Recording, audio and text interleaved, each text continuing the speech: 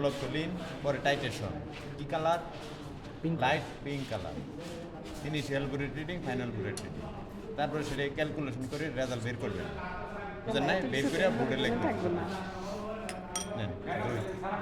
ওদিকে যান।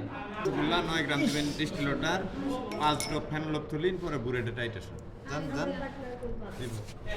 হ্যাঁ, পরে 5 ড্রপ ফেনোলফথলিন দিয়ে টাইটেশন করবেন।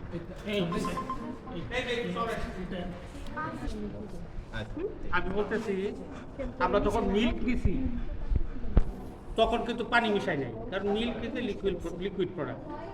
তো এই ক্ষেত্রে এই যে মিষ্টি দেখেন, ও কিন্তু সেমিসুলি, এই বাটার ও কিন্তু আবার সেমিসুলি।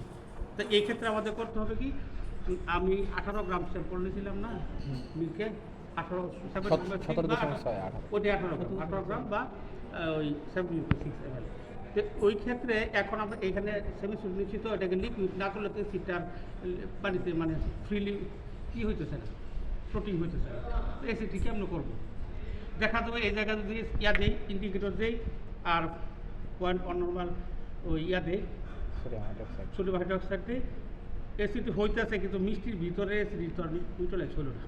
যার জন্য এটাকে ভালোভাবে ক্রাশিং করার পরে 9 ml স্যাম্পল, 9 ml পানি, 9 গ্রাম স্যাম্পল, 9 ml পানি আমি দেবো। দিলে হলো কি লিকুইড হয়ে গেল।